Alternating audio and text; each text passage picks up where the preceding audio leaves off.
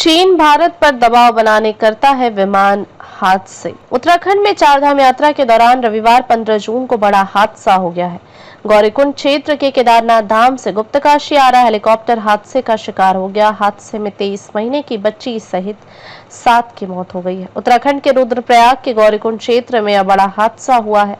रविवार को 5:30 पर केदारनाथ रूट पर केदारनाथ धाम से गुप्तकाशी जा रहा एक हेलीकॉप्टर गौरीकुंड के पास दुर्घटनाग्रस्त हो गया।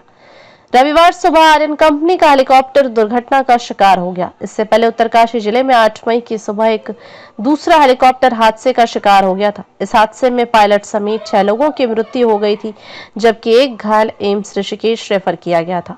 एक अन्य हादसा 7 जून को होते होते बचा था। केदार घाटी के बड़ासू हेलीपैड से केदारनाथ के लिए टेक ऑफ करते समय हेलीकॉप्टर में तकनीकी खराबी आने पर पायलट ने रुद्रप्रयाग गौरीकुंड हाईवे पर इमरजेंसी लैंडिंग करा दी थी। इस दौरान पायलट की पीठ में चोट आई थी। हेलीकॉप्टर में बैठे सभी 5 यात्री सुरक्षित थे। पायलट को अस्पताल में भर्ती किया गया था, जहां प्राथमिक उपचार के बाद हायर सेंटर रेफर कर दिया था। 7 जून को दोपहर 1 बजे क्रिस्टल कंपनी के हेलीकॉप्टर ने 5 यात्रियों को लेकर बडासू हेलीपैड से केदारनाथ के लिए उड़ान भरी थी।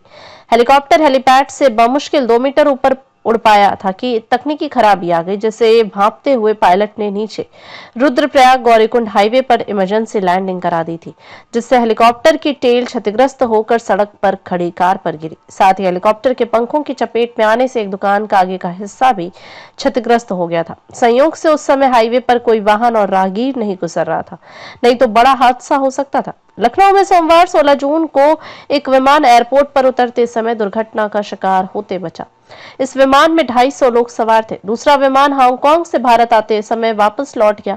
तकनीकी खराबी का कारण बताया जा रहा है यह उसी बोइंग कंपनी का विमान है जो अहमदाबाद में दुर्घटनाग्रस्त हुआ था। चीन इस तरह की हरकतों को अंजाम देकर भारत के उन लोगों को भी शिकार बना रहा है जो उसका काम रिश्वत लेकर भी नहीं करते, या फिर भारत में उसके खरीदे गए गद्दार लोगों और उनकी कंपनी को ठेका नहीं देते। चीन खुद अब भारत की कंपनी से डायरेक्ट ठेका नहीं लेता, क्योंकि पूरी दुनिया में उसके घटिया और रद्दी किस्म के उत्पादों की चर्चा होती रहती है। इसके अलावा 1962 के युद्ध के बाद नेहरू से लेकर मोदी तक ने जो हजारों एकड़ जमीन भारत देश की जनता को बेवकूफ बनाकर और अंग्रेजों के कहने पर चीन को दी है, उससे भारत की जनता का दुश्मन बन गया है चीन।